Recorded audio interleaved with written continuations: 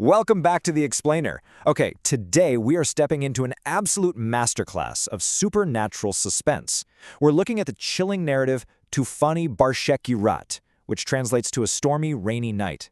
So if you're a fan of thrillers that literally make your blood run cold, well, you might want to lock your doors, maybe turn down the lights, and let's just dive right into this terrifying journey.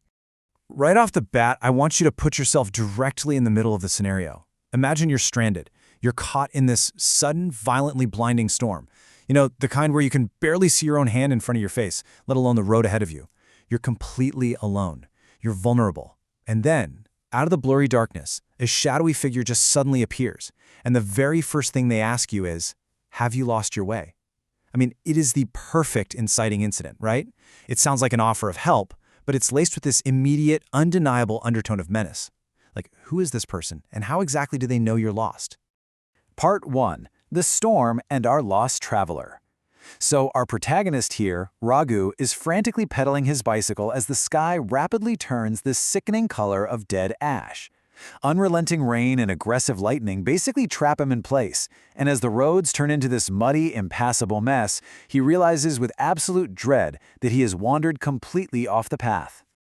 Moving into Part 2. The Mysterious Tea Stall. Out of that pitch darkness, a faint light suddenly appears. The shadowy stranger introduces himself as Ratan and guides a very vulnerable Raghu toward this small, ramshackle hut sitting beneath an imposing old gaba tree. But as soon as Raghu takes shelter, the paranoia really kicks in. 3 distinct red flags pop up, layering the whole environment with a heavy sense of dread. First, the damp air is carrying this horrifying stench of burning flesh. It just completely permeates the wet surroundings. Second, the location is incredibly isolated. Raghu is sitting there wondering who on earth would actually come to drink tea in such a deserted wasteland. Ratan casually mentions there used to be a bus stop nearby, but honestly that offers zero comfort.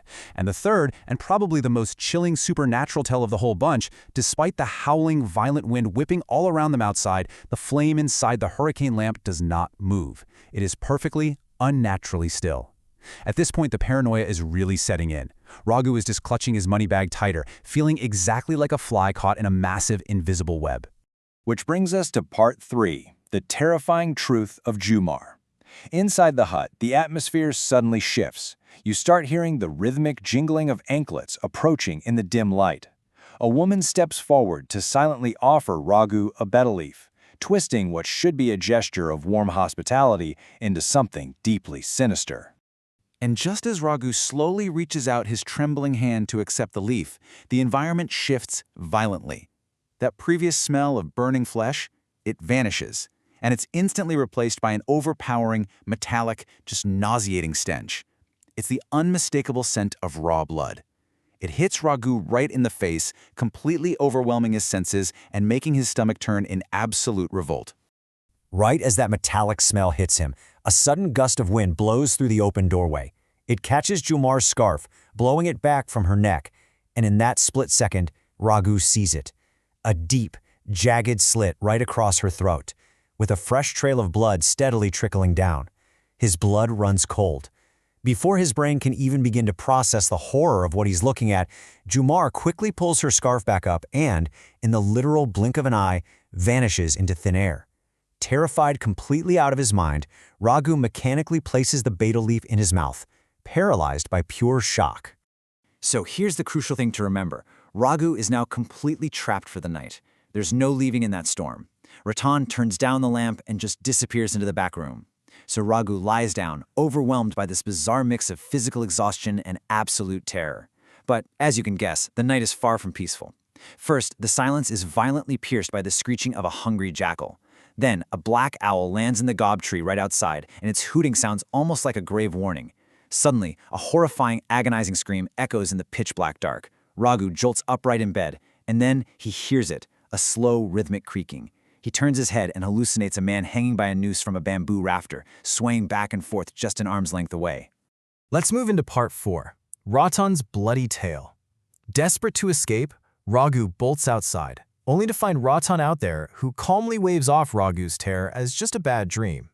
Instead, Ratan offers to tell a story about this very ground they are standing on to help pass the sweltering night.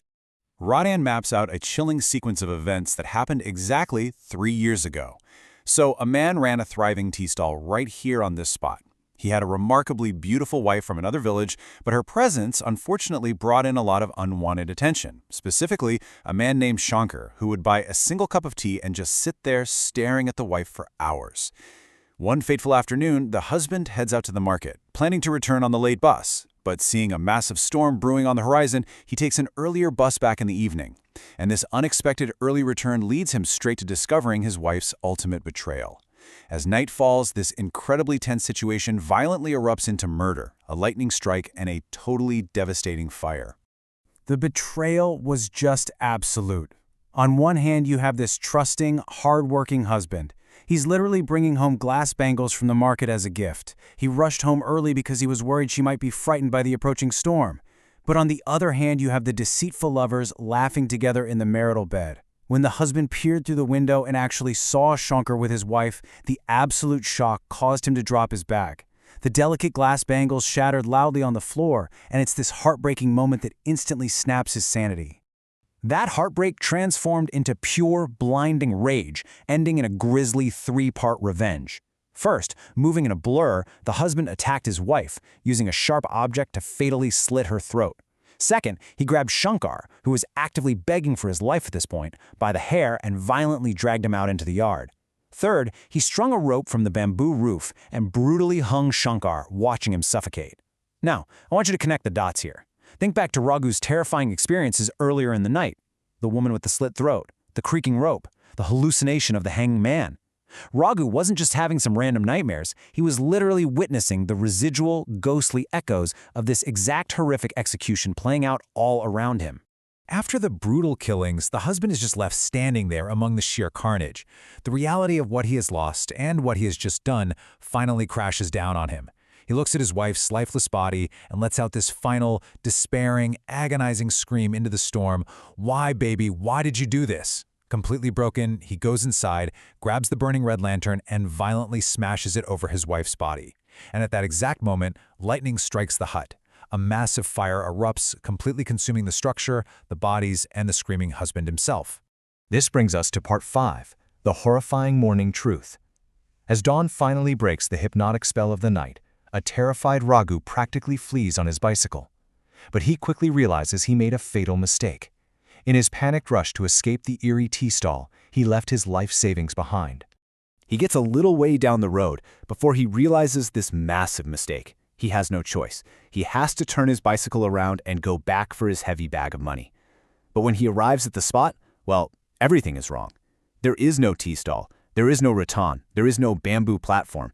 There is only the charred, blackened, skeletal frame of a ruined hut. The horrific realization punches Raghu squarely in the gut. The story Rattan told him wasn't just some local legend, it was Rattan's own story. That tragic fire happened 3 years ago. The people he'd just spent the entire night with were ghosts. Raghu is standing there, completely frozen, just trying to process this impossible reality. He spots his money bag resting in the cold ashes. As he rushes forward to grab it, a ghostly, distorted voice echoes right behind him, "I am Jhoom." He spins around. A sudden violent gust of wind whips past him. That horrifying metallic smell of raw blood fills his nostrils once again. And right there, standing before him in the harsh daylight, is the terrifying blood-soaked face of the ghost, her throat still gaping open. The sheer horror of the sight is just way too much for the human mind to handle, and Raghu collapses, completely unconscious on the dirt road. And that brings us to the end of our explainer. But of course, it leaves us with one final, haunting question. Was it all just a bad dream? Was Raghu hallucinating from exhaustion and extreme exposure to the storm? Or did he truly spend the night trapped in a spectral loop, a completely helpless prisoner to a tragedy from 3 years prior? This story brilliantly blurs the line between psychological terror and supernatural reality. It leaves us questioning the boundaries between the living and the dead and the traumatic stories that trap spirits in our world. So, what do you think really happened out there in the storm? Thanks for joining me on this one, and I'll see you in the next explainer.